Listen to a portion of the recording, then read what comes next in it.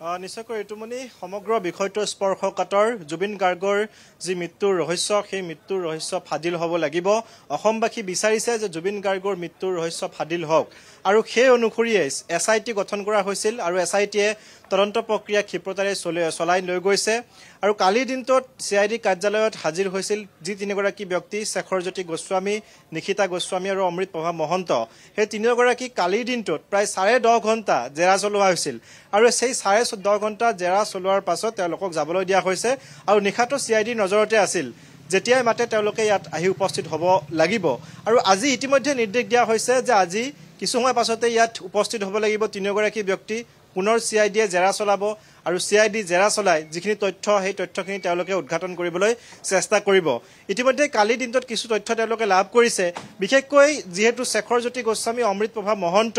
সেই যেটো ঘটনা সেই ঘটনাটোৰ সাক্ষ্যক প্ৰমাণ আছিল কাৰণ শেখৰজ্যোতি গোস্বামী যেটো সময়ত জুবিন গাৰ্গে হাতুৰি আছিল সাগৰত সেই সময়ছোৱাত শেখৰজ্যোতি গোস্বামী লগত আছিল আৰু সেই সময়ছোৱাত শেখৰজ্যোতি গোস্বামীও হাতুৰি আছিল গতিকে সাক্ষ্যক প্ৰমাণ আছিল সমগ্ৰ ঘটনাটোৰ সাক্ষ্যক প্ৰমাণ শেখৰজ্যোতি গোস্বামী তাৰ সমান্তৰালভাৱে এগৰাকী নাৰী তাত উপস্থিত আছিল যিগৰাকী আছিল অমৃত প্ৰভা মহন্ত আৰু সেই অমৃত প্ৰভা মহন্তও আছিল সাক্ষ্যক প্ৰমাণ গতিকে দুয়োগৰাকী কালি দিনটোত মাৰাথান জেৰা চলোৱা হৈছিল আৰু লগতে নিশিতা গোস্বামী যেহেতু এই অনুষ্ঠানটোৰ আঁত ধৰিবলৈ তাত গৈছিল নিশিতা গোস্বামীক সম্পূৰ্ণ যেটো তদন্ত প্ৰক্ৰিয়া সেই তদন্ত প্ৰক্ৰিয়াৰ আওতালৈ অনা হৈছে আৰু আনি তদন্ত প্ৰক্ৰিয়া ক্ষিপ্ৰতাৰে চলাই নিয়া হৈছে দ্বিতীয়টো কথা যে কালিৰ দিনটোত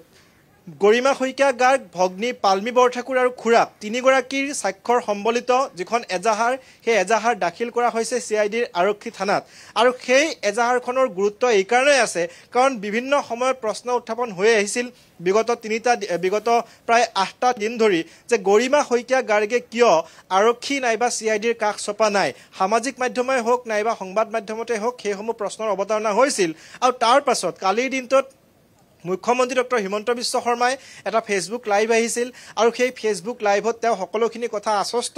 যাব পৰাকৈ অসমৰ ৰাইজক তেওঁ সকলোখিনি কথা কৈছিল আৰু তাত এটা গুৰুত্বপূৰ্ণ কথা এটা খুব স্পৰ্শকাতৰ বিষয় তাত মুখ্যমন্ত্ৰীগৰাকী তাত উল্লেখ কৰিছিল যে হত্যাকাণ্ড শব্দটো তাত ব্যৱহাৰ কৰিছিল তেওঁ কৈছিল যে জুবিন গাৰ্গক যিয়ে হত্যা কৰিছে প্ৰত্যেকগৰাকী লোকে তদন্তৰ আওতালৈ আহিব লাগিব প্ৰতিটো মুহূৰ্তত যিখিনি ঘটনা ঘটিছিল সেই সময়ছোৱাত সেই ঘটনাটো পোহৰলৈ আহিব লাগিব এয়া কেৱল চৰকাৰৰ মুখ্যমন্ত্ৰী হিচাপে তেওঁৰ প্ৰশ্ন নহয় এয়া হৈছে অসমৰ ৰাইজৰ প্ৰশ্ন তেওঁ বাৰে বাৰে সেই কথাটো কৈছিল আৰু প্ৰথম অৱস্থাত যেহেতু এই কথাটো কৈছিল বা গৰিমা শইকীয়া গাৰ্গে প্ৰথম অৱস্থাত বিচাৰিছিল যে সিদ্ধাৰ্থ শৰ্মা নিজে আহিব শ্যামকানু মহন্ত নিজে আহিব আহি সমগ্ৰ যেটো তদন্ত প্ৰক্ৰিয়া এই তদন্ত প্ৰক্ৰিয়াটোত তেওঁলোকে সহযোগিতা আগবঢ়াব কিন্তু সেয়া প্ৰায় 8 দিন হৈ যোৱাৰ পাছতো তেওঁলোকে নাহিলে বা তদন্ত প্ৰক্ৰিয়াত সহযোগিতা তেওঁলোকে আগ নবঢ়ালে আৰু সেইবাবে কালি দিনটোত মুখ্যমন্ত্ৰী ডক্টৰ হিমন্ত বিশ্ব শৰ্মা ডাৱৰীয়াৰ সৈতে গৰিমা শইকীয়া গাৰ্গ আৰু পৰিয়ালে আলোচনা কৰিছিল আৰু সেই আলোচনা কৰাৰ পাছতে যেতিয়াই মুখ্যমন্ত্ৰীয়ে ফেসবুক লাইভ আহিছিল সেই লাইভ অহাৰ পাছতে গৰিমা শইকীয়া গাৰ্গে এজাহাৰ এখন দাখিল কৰিছে সেই এজাহাৰত সকলোখিনি কথা স্পষ্টকৈ লিখিছে যে সিংগাপুৰত থকা 11 গৰাকী প্ৰবাসী অসমীয়া তাৰ সমান্তৰালভাৱে ঘটনাৰ সৈতে থকা সেই সময়ছোৱাত যি কেইগৰাকী ব্যক্তি আছিল মূল ব্যক্তি আছিল সিদ্ধাৰ্থ শৰ্মা শেখৰজ্যোতি গোস্বামী অমৃত প্ৰভা মহন্ত আৰু আশা অসম এছ'চিয়েশ্যনৰ আটাইকেইগৰাকী ব্যক্তি গতিকে সেই আটাইকেইগৰাকী ব্যক্তিৰ বিৰুদ্ধে ইতিমধ্যে এজাহাৰ কালি দিনটো দাখিল কৰিছে আৰু সেই এজাহাৰৰ ভিত্তিতে আজিৰে পৰা যেটো তদন্ত প্ৰক্ৰিয়া সেই তদন্ত প্ৰক্ৰিয়া ক্ষিপ্ৰতাৰে চলিব কাৰণ বিগত দিনকেইটাত বিভিন্ন প্ৰশ্নৰ উত্থাপন হৈছিল কাৰণ জুবিন গাৰ্গৰ যেতিয়া সেই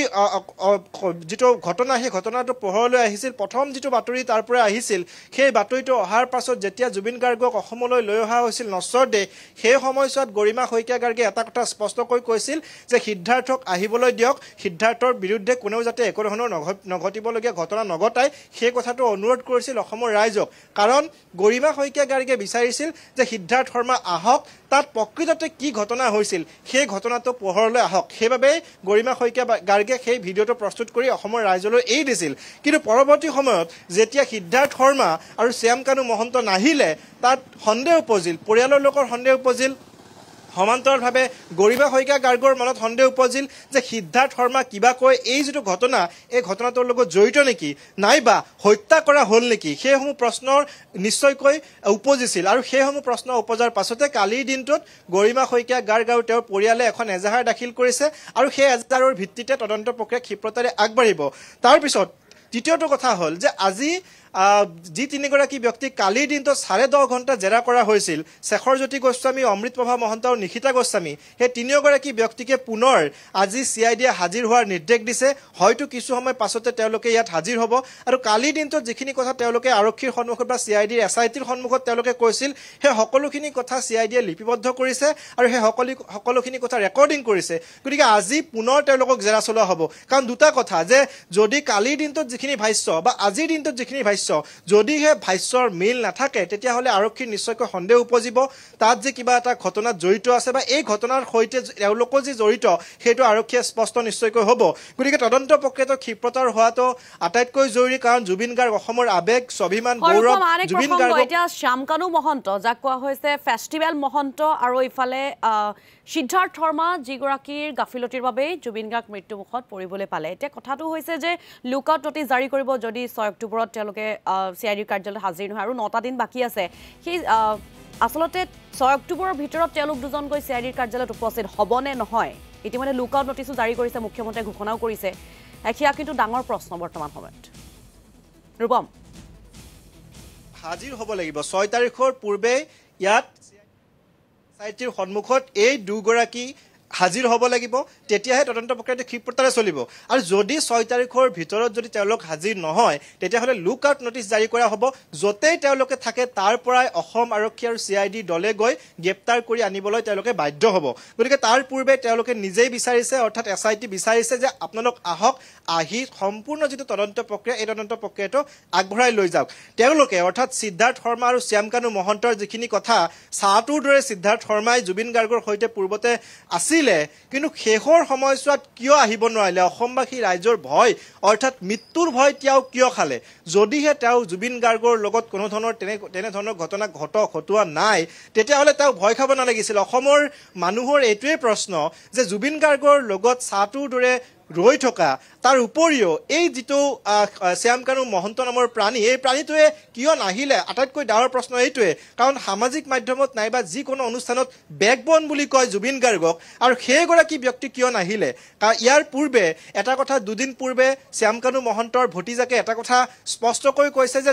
জুবিন গাৰ্গক কেৱল ব্যৱহাৰ কৰা হৈছে। গতিকে সেইসমূহ কথা ৰাজহুৱা হৈছে, সেই কথা সকলোৱে জানে। গতিকে সেইবাবে সমগ্ৰ ভয় দুয়োগৰাকীৰ তাত আছে। শ্যামকানু মহন্ত আৰু সিদ্ধাৰ্থ শৰ্মাৰ ভয় হৈছে যে অসমলৈ আহিলে অসমৰ ৰাইজে কোনো পৰ্যায়ে তেওঁলোকক সোধাই নেৰে, সেইকাৰণে তেওঁলোকে ভয়তে অহা নাই। কিন্তু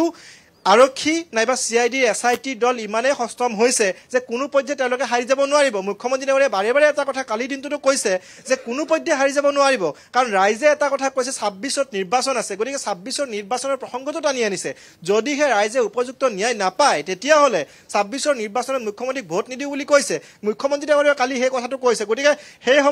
ৰাজনীতিৰ কথা বাৰু বাদেই দিলোঁ, কিন্তু এগৰাকী অসমৰ সম্পদক হেৰুৱাইছে অসমবাসী, মুখ্যমন্ত্ৰীয়ে। সেই কথাত কিন্তু কোনো পৰ্যায়ে তেওঁলোকক ন্যায় যে তেওঁলোক পাবই লাগিব। জুবিনৰ পৰিয়ালবৰ্গই যিহেতু কালিৰ দিনটোত এজাহাৰ দাখিল কৰিছে, গৰিমা গাৰ্গৰ এজাহাৰ দাখিল কৰিছে, আৰু যিসকল আছিলে জুবিন গাৰ্গৰ লগত সকলোৰে নাম এজাহাৰত উল্লেখ আছে বুলি কৈছে। গতিকে এই মুহূৰ্তত এটা প্ৰশ্ন উত্থাপন হৈছে যে সন্দীপন গাৰ্গ, যিগৰাকী সন্দীপন গাৰ্গ জুবিনৰ কাষতে আছিল সেই সময়ত, সন্দীপন গাৰ্গৰ কথা উল্লেখ কৰা হৈছে নাই এজাহাৰখনত?